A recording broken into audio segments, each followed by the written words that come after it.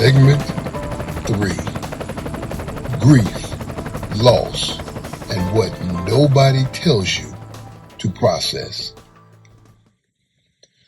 There is grief in the incarceration experience that almost no one names as grief. The loss of years, the loss of the version of yourself that existed before the system got involved, the loss of relationships that did not survive the time and the distance, the loss of milestones you were not present for, children who grew up without you, parents who aged or died while you were away. Moments in the lives of the people you love that happened without you in them and cannot be recovered.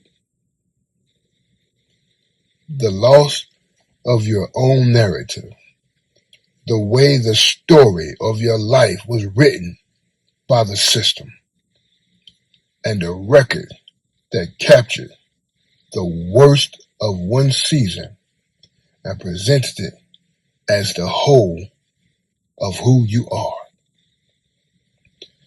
All of that loss is real loss, and it deserves to be grieved.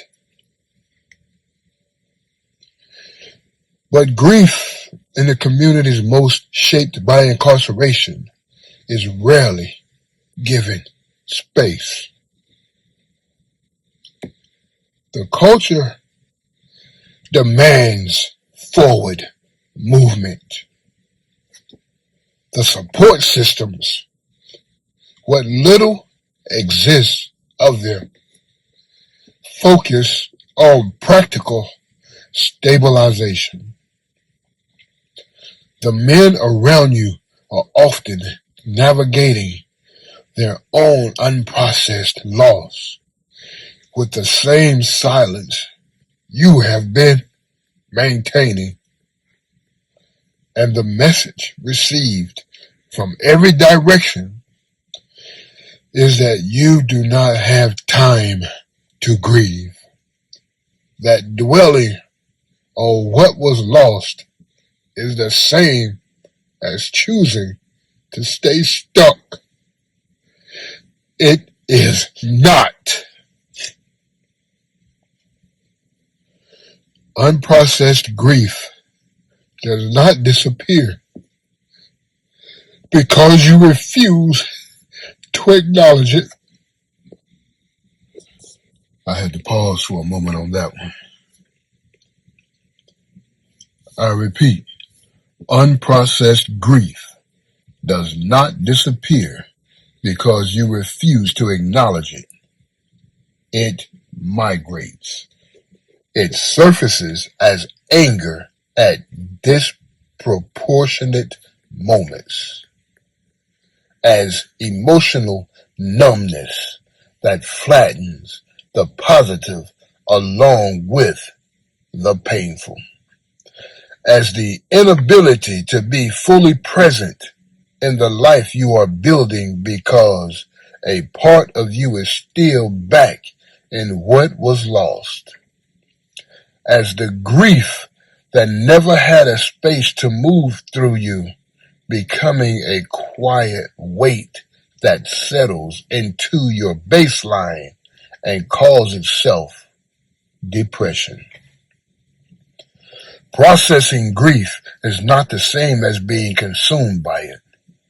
It is the deliberate act of acknowledging what was lost, feeling the weight of it fully rather than around the edges, and allowing that feeling to move through you towards something on the other side. That other side is not the absence of loss. Loss does not become unreal because you have processed it. The other side is the ability to carry the memory of what was lost without being stopped by it. to honor what was taken without surrendering what remains. There is no single correct way to grieve.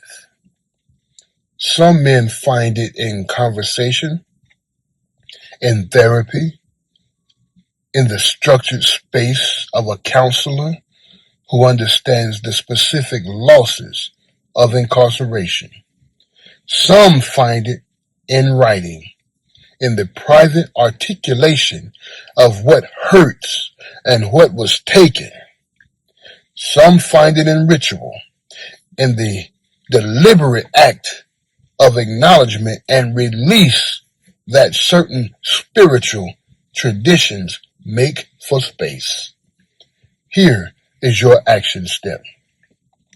Name one loss from your incarceration experience that you have not yet fully acknowledged, not managed, not worked around.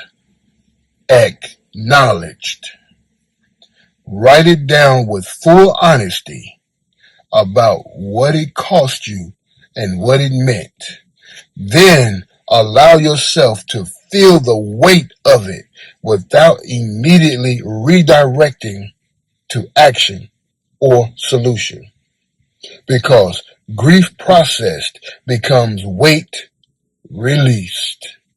And weight released becomes capacity restored.